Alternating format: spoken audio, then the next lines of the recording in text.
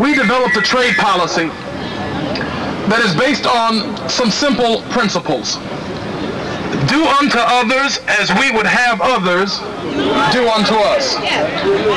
Don't treat Africa any differently than you treat Europe, Israel, other countries that we have relationships with. Treat African people the same way we want to be treated. It's not difficult. There are 750 million people who live in sub-Saharan Africa. That's 500 million more people than there are Americans. 500 million. The average African family only earns $500 per year. Only $500 per year. If we aren't Africans to be treated the same way that we're treated, we want them to earn the same kind of money that we earn, treated fairly so that they can buy our products and make a difference not only for African Americans in America, but for Africans in Africa. Fairness is the key to fair trade going into the future.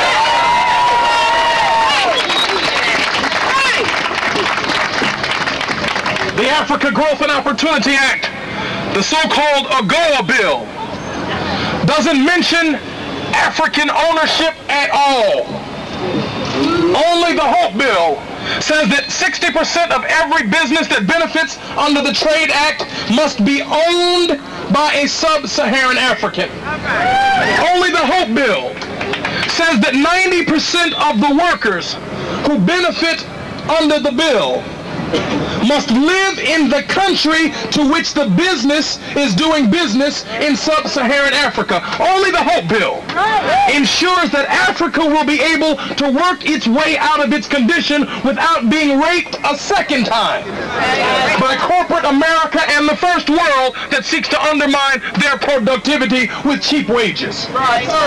And so, brothers and sisters, we are here today fighting on behalf of human rights, opportunity, partnership, and empowerment to overcome a nearly 400-year legacy of unregulated business in sub-Saharan Africa. We want to do it right this time. African Americans, poor whites in America, gays and lesbians, working men and women want to help Africa also. But we want fair trade.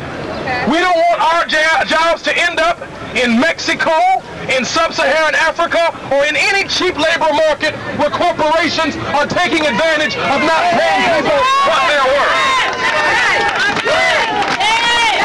And so, brothers and sisters, we seek to establish a new principle, that the benefits of all trade policies must be shared by a majority of the people. Not just by a few corporate business people, but by the majority of the people. Working men and women in sub-Saharan Africa deserve better. They deserve human rights. They deserve opportunity. They deserve a partnership. And they deserve to be empowered. Thank you, and God bless you all, and keep up the struggle. Keep up the fight. The pharmaceutical manufacturers will say that we are trying to violate the law by stealing patents. The pharmaceutical manufacturers are going to say that if we allow countries to produce and import the drugs they need, that we are killing the goose that lays the golden egg of research and development in important pharmaceuticals. Now I will tell you the truth. International patent law, according to the TRIPS agreement, means that it is perfectly legal to do compulsory licensing and parallel imports. In fact, the United States, Canada, and many other countries already engage in parallel imports and compulsory licensing. We are not talking about patent theft. We are talking about a practical, legal mechanism for saving lives. When the Clinton administration and the pharmaceutical manufacturers threaten and bully and say that if we force the government to stop blocking this legal action of compulsory licensing, that they threaten to stop producing life-saving drugs.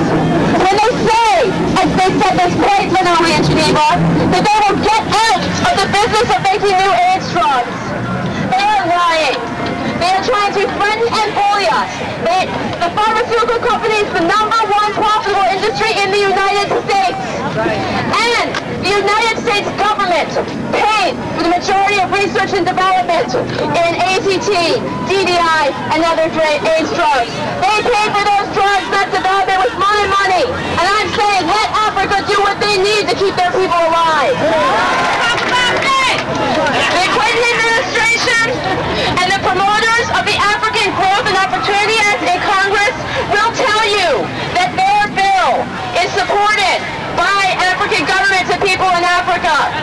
That is a lie.